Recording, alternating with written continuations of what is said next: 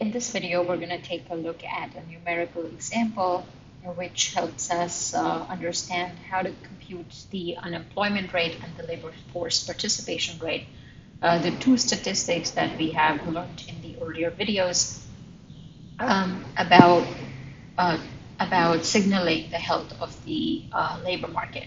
So in this example, I've taken the most recent data that is coming from the BLS website, or the Bureau of Labor Statistics website. I want to show you how to get there. You can open up Google and you can type in BLS employment situation, and you want to click on this first link that appears, and then you'll be on bls.gov. You're going to have a lot of tables here, and you want to click on table A1. So once we get to table A1, you can see that this is the employment status of the civilian population by sex and age. And the first column is telling us about our civilian non-institutional population. This is really our adult population, which is telling us how many people are, what's the number of people who are 16 and over, who are legally permitted to work in the United States. And then you have the second row here shows you civilian labor force, and you can actually see the number of people who are employed or unemployed. And the columns show you the month that those data correspond to. So if you look at the last column here, this is corresponding to February of 2020. And the numbers that I have pulled, if you want to go back and check, the numbers I've pulled are from that last column for this problem. So we want to understand what the situation is in the labor market right now, and we'll go back and talk about that. So in this example, you're given the number of employed people, which is 158.7 million people in the United States, number of unemployed people, which is 5.7 million, and not in the labor force, which is 95 million. And this is a good time to pause the video and try to calculate the three things that you're asked before you see me solve it. So the unemployment rate, adult population, and the labor force participation rate. When we think about the unemployment rate, this is the number of unemployed people divided by our labor force, which is defined as, so the labor force is the denominator, which is the number of employed plus unemployed people, times 100%. So all we're doing here is plugging in these numbers. We know that our number of unemployed is 5.7, so 5.7 million goes on top, and then we have in our denominator the number of employed plus the number of unemployed, right? So if you do the math here, you're going to get to this number, which is 3.46%. And this is to say that our unemployment rate is 3.46%. So this is to say that on average, about 3.46 people out of 100, right? This is a percent, so our denominator or our base 100, 3.46 people out of 100 are unemployed. Now, of course, this is not making sense. This is just saying over 3 people are unemployed. It's not 4, but it's not 3 either. So we're somewhere in between. That's how you want to interpret this number. Okay, and you would imagine, because we are in such bad times right now, that this number is going to rise substantially. And so, again, if you were a good economist, a hallmark of a good economist is to always go back to the most recent data and keep abreast with what's going on in the economy. Okay, the next thing we want to calculate is the adult population. This should be pretty straightforward. What you want to do is you want to think about the rectangle that we talked about in the earlier video. You want to add up all those points, the number of employed, the number of unemployed, and everyone who's not in the labor force. And so once you add all those numbers, you get 259.4 million people, right? Which is substantially less than our population. right? So if our population is 330 million people, 259 million people are about the age of 16 and over. So the rest of them are, everyone is under 16, right? So that difference would be that difference would be for that age group, for newborns until they hit 16 years.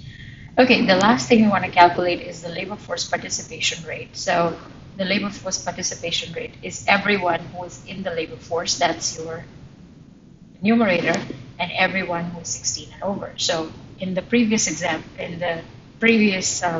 part, we had calculated the denominator, right? So we're going to plug in those values, which is 259.4 million, and the labor force is just the sum of the employed and unemployed, and that is 164.4 million in your example. So what we get here is a number again, is a percentage, which is saying 63.3% is our labor force participation rate, which is to say that 63.3 people out of, or 63.3 people are in the labor force out of 100 people who are in the adult population. Or in other words, if there were 100 people in the adult population, about 63.3 would be in the labor force. Okay, the rest would be not in the labor force. Okay, that's what it is. The next thing we're going to look at are these questions on what is going to happen to unemployment rate in each of these cases, and you want to think about a scenario where something is going on in the economy, and then you want to think about whether the unemployment rate accurately reflects what actually is going on in the labor market. So we'll take a look at this one step at a time. The first example we'll look at is part A, which says, due to the COVID-19 pandemic, Alam lost his job and begins looking for a new one. So when Alam loses his job, right, and looks for a new one, he is categorized as an unemployed person.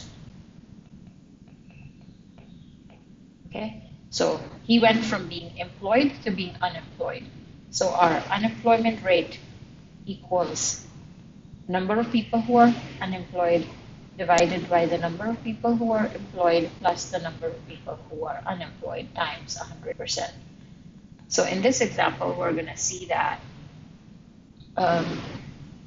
the unemployment rate is going to go up. And this is going to reflect, unemployment rate is going to go up because that numerator is going up more than the denominator. And this is giving us an impression of the labor market worsening. Labor market is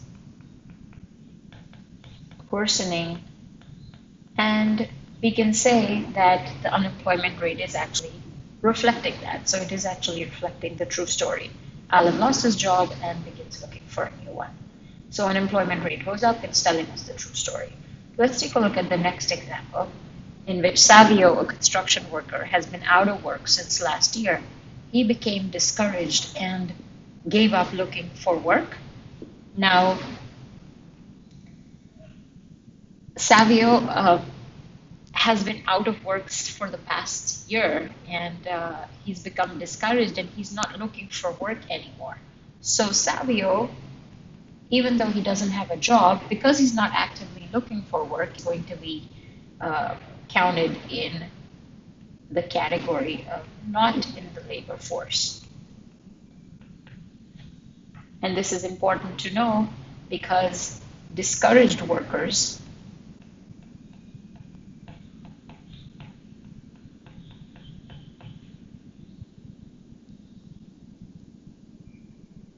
are not counted as unemployed. They're counted as not in the labor force. Okay, so what would happen to the unemployment rate? Again, unemployment rate is this guy right here. If we look at the numerator, nothing is happening to the numerator, right? So really what is happening is unemployment rate is actually falling because John is going from being unemployed, he didn't have work, right? And he's going from being unemployed to being not in the labor force. So what we're going to see is a drop in this statistic. So we're going to actually see that unemployment rate is falling in this circumstance or in this situation, but it is not accurately reflecting what is going on in the labor market. So a falling unemployment rate gives the impression that the labor market is improving, but actually it is not. So unemployment rate falls, but it does not accurately reflect, does not reflect what's going on.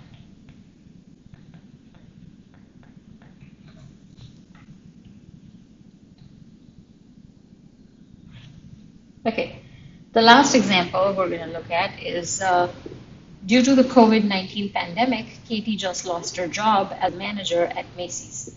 She immediately found a part-time job at Trader Joe's until she can find full-time work. Now, recall that whether you are employed full-time or part-time, you are counted as employed, okay? And so in this example, you are looking at Katie as being employed whether she was employed in full-time work or part-time work. So she's not counted as an unemployed person. Okay, so this statistic, which is unemployment rate, which equals unemployed divided by unemployed plus employed people times 100%, nothing's happening because she continues to be in this category. Okay, so unemployment rate does not change. But it also doesn't accurately reflect what's going on because Katie's situation is worsening with this type of a situation. Does not reflect labor market conditions.